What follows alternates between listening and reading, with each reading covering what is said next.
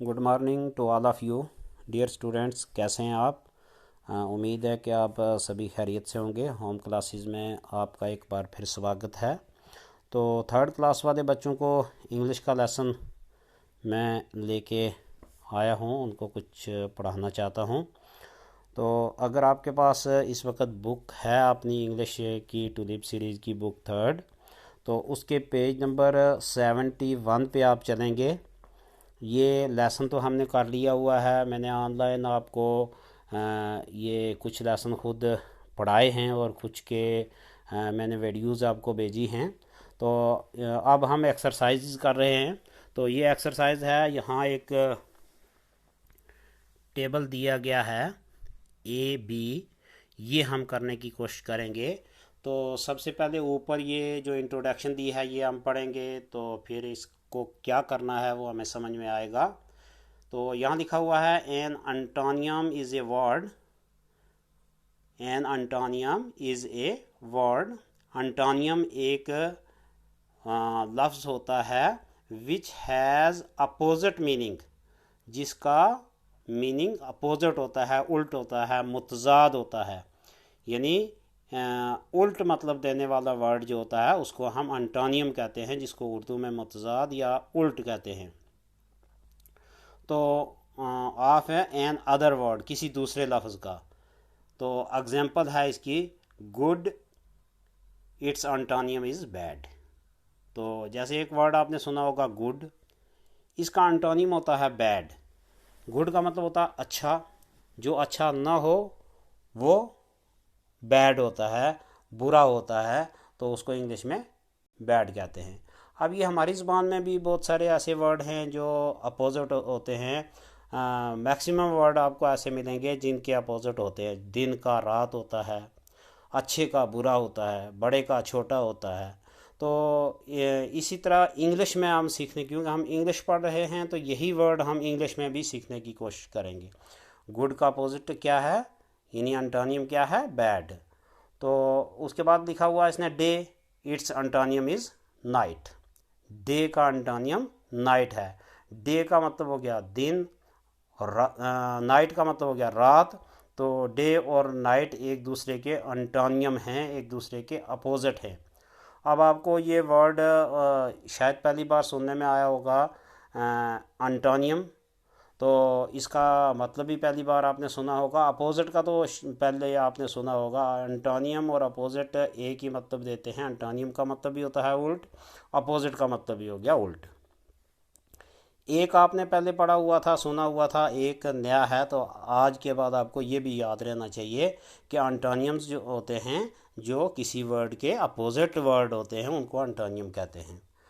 अब आपके लिए काम ये दिया है, now match the words of A with their antonyms from B. A में कुछ वर्ड्स दिए हैं, इनके अंटोनियम बी में दिए हैं, ये आपको करने हैं। अब ये आप करोगे कैसे? फर्स्ट ऑफ ऑल आपको मीनिंग देखने हैं। ए में जो है इनके आप मीनिंग देख लो।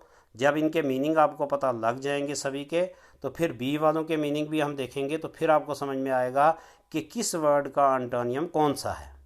तो ए का नंबर 1 वर्ड है रिमेंबर। रिमेंबर का मतलब हो गया याद करना। रिमेंबर याद रखना या याद करना। तो दूसरा है कोल्ड, इसका मतलब हो गया ठंडा। थर्ड वर्ड है यंग, नौजवान। फोर्थ है डेयरिंग, दलेरी से। तो दलेरी करना उसको कहते हैं डेयरिंग। कोई काम दलेरी से कर लेना उसको डेयरिंग कहते हैं। अब फिफ्थ वर्ड है लाइट। लाइट के दो मतलब होते हैं। एक लाइट का मतलब हो गया रोशनी, एक लाइट का मतलब है जो वज़न में कम हो, हल्का। ठीक है। तो अब हम बी में देखेंगे कि इसका अपोजिट कौन सा है। अगर वो वर्ड दिया होगा जिसका अपोजिट रोशनी होता है तो हम इसका मतलब रोशनी, लाइट समझेंगे, रोशनी समझेंगे। अगर हमारे पास दूसरा वर्ड वो दिया है जो इसका अपोजिट लाइट का मतलब हल्का, उसका अपोजिट दिया हुआ होगा कि एक हो गया वज़न में कम हल्का, दूसरा हो गया वज़न में ज़्यादा। अगर वो वर्ड होगा वज़न से ज़्यादा वाला तो फिर इसका मतलब हम वो समझेंगे। तो लास्ट वर्ड है इमेंस। इमेंस का मतलब हो गया अजीम, बड़ा, ज़्यादा, ये मतलब इसके होते हैं। अब हम बी पर चलते हैं। बी के जो वर्ड दिए हुए हैं इनके भी बारी बारी हम मतलब देखते हैं। पहला है जी हैवी। हैवी का मतलब हो गया वज़नदार। वो जो हमने ए में पढ़ा था ना, लाइट, तो ये लाइट इसका मतलब हम क्या लेंगे अब, जो हल्का हो, वज़न में कम हो, क्योंकि यहाँ हैवी आ गया है और हैवी जो है लाइट का अपोजिट है। उसके बाद दूसरा है हमारे पास कवर्डली, बुज़दिली से, डरपोक अंदाज से।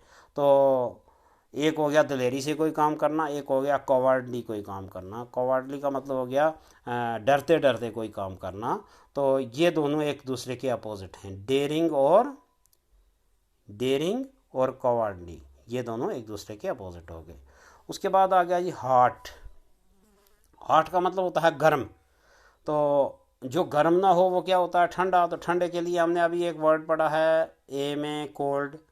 कोल्ड जो है ये अपोजिट है हॉट का। तो इसका मतलब है कि कोल्ड किससे मिलेगा, हॉट से मिलेगा। अब उसके आगे है जी फॉरगेट। फॉरगेट का मतलब होता है भूल जाना। तो एक होता है भूल जाना, दूसरा होता है याद रखना। ये दोनों एक दूसरे के अपोजिट हैं, अंटोनियम हैं। तो ए में इसका अपोजिट या अंटोनियम क्या आया फिर फॉरगेट का, वो आया जी रिमेंबर। रिमेंबर जो था इसका मतलब होता है याद रखना। तो इसका अपोजिट आ गया हमारे पास है बी में फॉरगेट। नेक्स्ट वर्ड है ओल्ड। ओल्ड का मतलब हो गया बूढ़ा। तो इसका अपोजिट हमारे पास ए में था यंग। यंग का मतलब हो गया नौजवान। ओल्ड का मतलब हो गया उम्र रसीदा, यानी बूढ़ा, उम्र में ज़्यादा। तो लास्ट वर्ड है बी का स्मॉल। तो स्मॉल का मतलब होता है छोटा। तो इधर ए में हमने एक वर्ड पढ़ा था इमेंस, जिसका मतलब होता है बड़ा या अजीम। तो ये इसका अपोजिट आ गया, इसका एंटोनियम ये है।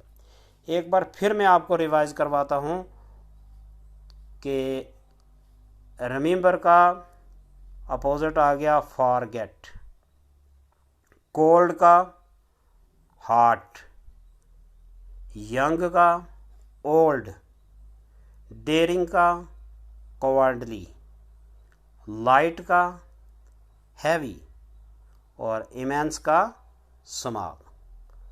अब आप इसको लिखोगे कैसे, इसके लिखने के दो तरीके हैं।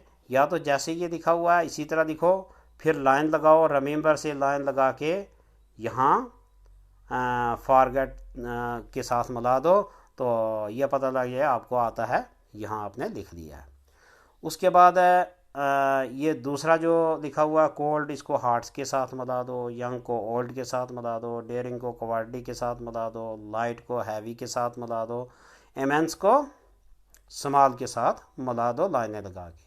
लेकिन इससे अच्छा है कि आप इसको जब लिखो तो आप पहले लिखो रिमेंबर, उसके आगे आप इसका अंटोनियम, रिमेंबर का फॉरगेट था, तो यहाँ आप रिमेंबर के सामने क्या लिखोगे, फॉरगेट।